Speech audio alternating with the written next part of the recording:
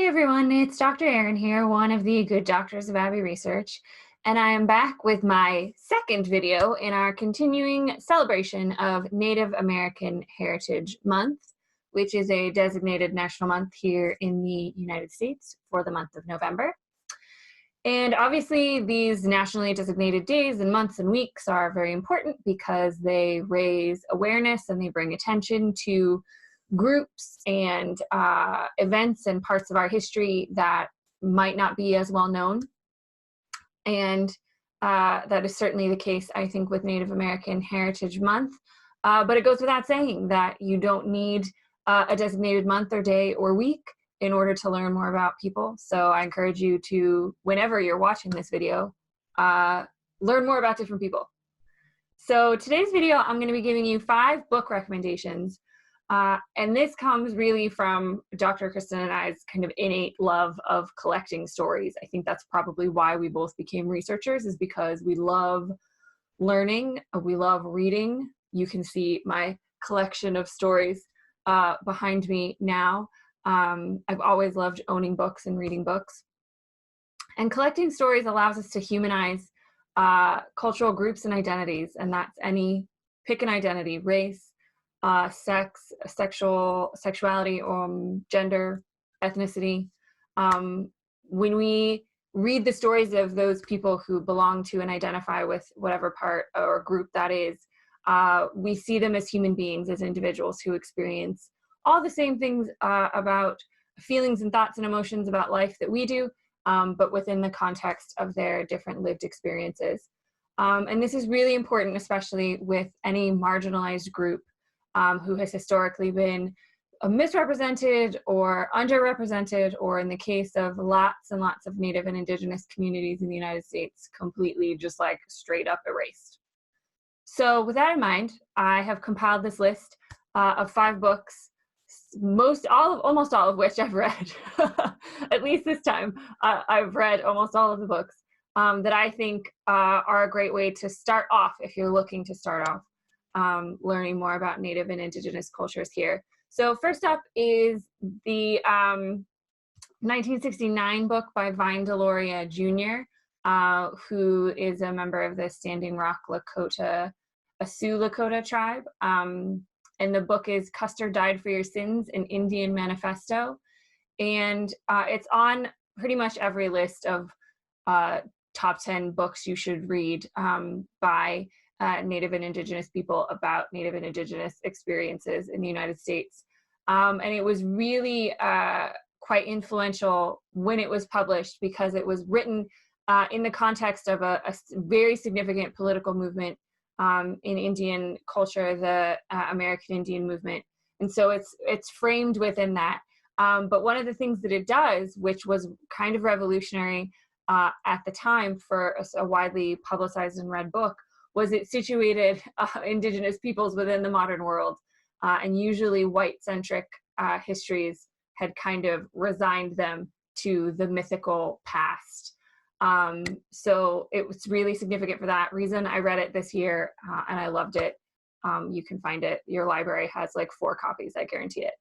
The second book is one that I haven't read in a very long time, but I read it about 25 years ago, and it still really sticks with me today, and I recommend it to people whenever I'm talking to them about this, and that is Sherman Alexie's The Lone Ranger and Tonto Fistfight in Heaven, which was published in 1993 and is a collection of integrated and interconnected short stories. And the basis for the screenplay, his screenplay for the movie Smoke Signals, if you've maybe heard of that and not of the book. And I think it's significant for a lot of reasons, but one, because it showcases this diversity of experiences for Indians living in the United States in a contemporary 1993 setting. And Sherman Alexie has been around for a long time, has been writing for a long time. He's published books recently. And I just really like the way that he writes and the way that he tells stories. Number 3 on my list is a book that I read this year and is quite a big tome, and it is The Heartbeat of Wounded Knee by David Treuer, and it's Native America from 1890 to the present. I I rented this book from my library, and it took me so long to get through it because there's so much information and it's so emotionally potent that I said, screw it, I'm buying it. And I also wanted to own it so that I could continue to reference it and learn from it. So David takes the premise that in contemporary kind of historiographies, like historical knowledge of the presence of Indians in America, of Native and Indigenous peoples, we've kind of written them out of the story after 1890, which was when the massacre at Wounded Knee took place, and is kind of seen by a lot of really inaccurate histories as the death of the American West, which then was kind of the death of the American Indian or the Native American, which is completely false. But nonetheless, lots of histories of the United States were produced after that completely excluded Native Americans from the narrative. So he goes way, way back at the start of this, and does a whole first part about 10,000 BCE to 1890, which is a whole hell of a lot of time to cover.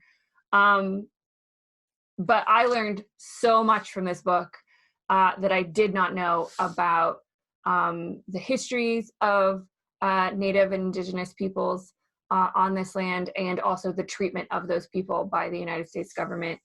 David is an Ojibwe Indian from the Leech Lake Reservation in northern Minnesota, and is a fellow anthropologist, which I adored, because an anthropologist perspective on this was fascinating and wonderful, and his ethnographic writing was phenomenal. As you can tell, I enjoyed this book. Moving on. The second book, what book am I on? The fourth book. The fourth book I want to talk about is a book I just finished last week. It is called There by Tommy Orange, who is an enrolled member of the Cheyenne and Arapaho tribes of Oklahoma. And it is also, similarly to The Lone Ranger and Tonto Fistfight in Heaven, a series of interconnected short stories. All these people's lives kind of wind up together at the end, which is one of my favorite methods of storytelling. It's one of the reasons why I fell in love with Maeve Binchy, is because she did that a lot as well. And it follows all of these people on their way to a powwow taking place in Oakland, California. And Tommy is from Oakland and grew up there, and so it's distinctly about the experiences of urban Indians, which is really, really cool. And the final book I want to talk about is not one that I have read, although it is next up on my list after I read through some more romance novels to kind of give my brain a wash from all these serious topics. But it is Dr. Kim TallBear's Native American DNA, Tribal Belonging, and the False Promise of Genetic Science. And if you've been paying any attention to our 2020 presidential candidates and races, you will have heard a bit about the controversy over Senator Elizabeth Warren claiming Cherokee membership, Cherokee heritage, through a DNA test. And so this book was published in 2012 and really deals with what it means to be a Native American, who gets to decide that, and the deeply, deeply problematic history of using blood and using DNA as a proof of heritage. So I've heard so many wonderful things about this book. It's next up on my list, but I suggest you purchase it for yourself.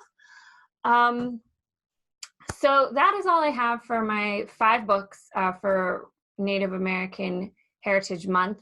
I've got some links below with some more articles. I did a search on the internet for some listicles and found some great other books that I want to read now. If you're looking for more information on that, I've heard about a lot of these books from a fabulous blog by Caitlin Curtis, who writes a lot about this kind of stuff and is another Indigenous women writer.